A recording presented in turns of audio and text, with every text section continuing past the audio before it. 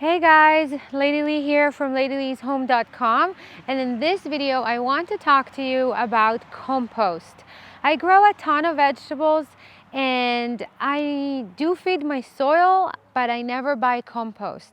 And the reason is these guys behind me, wherever they are, here they are, I just use them to make my compost, and I want to share with you how I do it. If you have just a little bit of livestock, I only have a couple of goats and some chickens and some ducks. If you have just a little bit of livestock, you might not need to maintain and add to a compost pile. Now, if you don't have a little bit of animals, a little bit of livestock, maybe a donkey or a couple of horses or maybe a cow or, whatever, you might need to go, the regular route of just making a pile of everything that is green, like whatever comes from the garden or from the kitchen, and everything that is brown that you can find, like maybe straw or dry leaves or whatever. Pile it all together, give it a good mix once in a while, let it heat up and decompose and create that amazing compost. By all means, you can do that.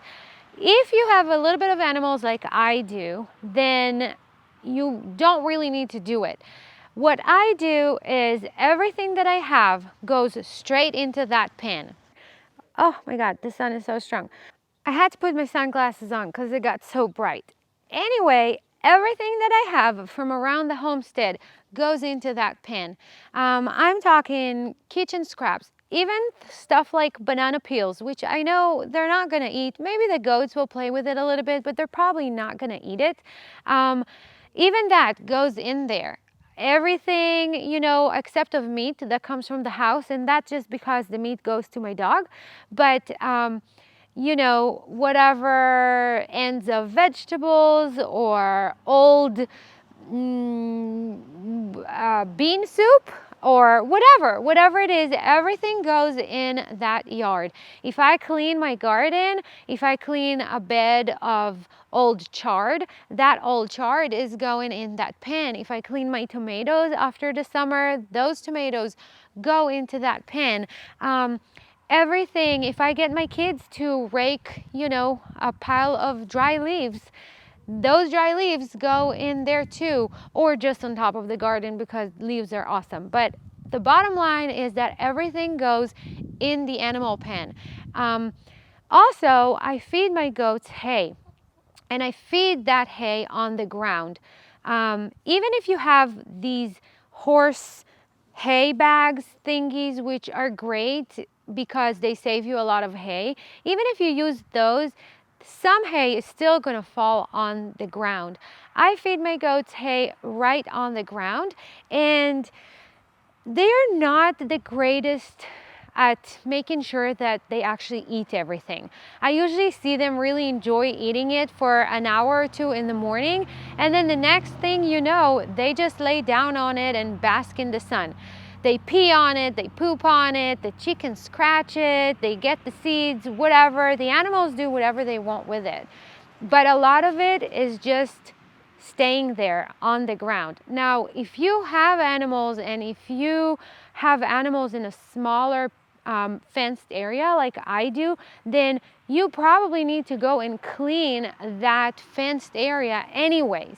So every few months I will go into the animal pen, and I'll take my rake and I'll take my pitchfork and I'll just rake everything into a wheelbarrow.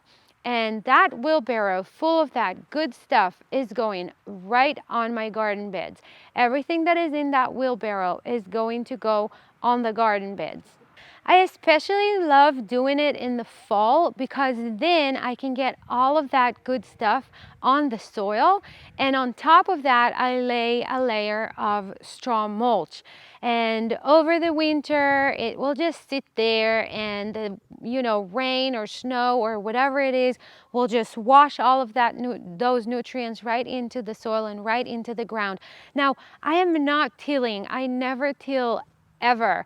I pretty much take it and pile it on my beds, and then come spring, or even if I grow something during the winter, I just simply plant my seeds or plant my little vegetable starts right into that good rich compost. Now, I know that a lot of people will say that it is not a good idea to use fresh chicken manure or duck manure or, on in your garden. And I tell you, it might be right. I'm not a scientific person, and I usually like to do everything the other way. Like, when I was young, when my mom said black, I did white. When she said no, I did yes. That's just how I am. So I decided to just ignore all that and just give it a try. I've been doing it for a few years now, and I have to tell you that I never had a vegetable that complained about too much nitrogen or whatever. I don't go behind my chickens and wait for them to poop and take it and put it in my garden, right? Like this stuff has been sitting here for maybe 2, 3, 4 months, 6 months. If to be honest, the last year I cleaned that pan once. Okay, so it has been sitting for a little bit. If it's a week or if it's 3 months or 6 months, I don't see much of a difference, and that's just my experience. Maybe your experience is different, and if it is, then please comment below and let me know, because I would really love to know. But the bottom line is that even if there is a little bit of fresh manure from just yesterday, and I'm cleaning that pan today and adding everything that is on the ground to my garden, it's still not so much to make such a big difference. This stuff that is sitting there, and all the pee and the poop from the animals and the old hay and the decomposed leftover kitchen scraps, whatever it is that is sitting there, is so rich. And again, I have never had any vegetable complain about not being able to grow in that rich compost that comes from the animal pen. The best thing about it too is that I don't have to maintain anything. I don't have to build a nice composting area or bins. I don't have to add anything. I don't have to layer anything. I don't have to make sure that I get enough brown stuff or green stuff. I don't have to water it. I don't have to cover it. I don't have to check temperature. I don't have to do all of those things. I pretty much let the animals earn their keep and do some of that stuff for me. Let's go and let me show you what I have here. And this is really just my small operation, but I think if you live with a little bit of animals in your backyard, then and you have a decent sized garden, you're probably not going to have to buy any compost at all. So let me go and show you the animal pen and the fenced area and what I have in there and how I get it out and get it in my garden.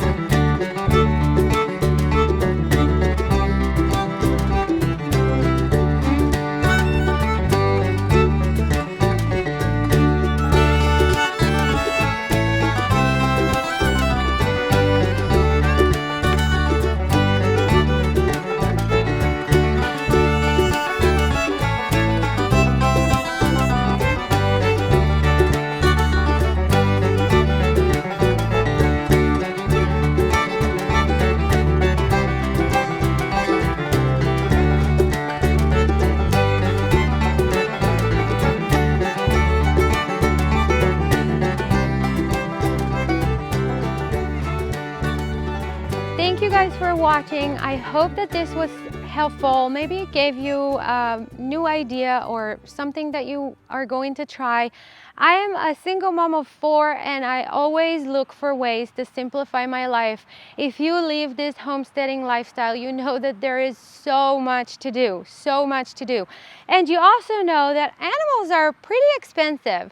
They're not, you know, the cheapest thing to have around. So if I can get them to help me, maybe cut on the compost bill a little bit, then all the best. If it's simplifying my life in the process, then it's even better. And if it adds to my garden and builds my soil, then we're good. Like, you know, we're good. And I've been doing this for a few years again, and it's just been working great. So let me know, how do you get compost? Do you buy it? Do you order it locally? Do you have animals? Do you scrape and clean? Do you move their manure to a compost pile and then to your garden? How do you do this?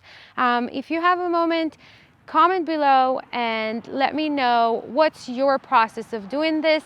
Please subscribe to my channel and I will see you again in the next video. Thank you.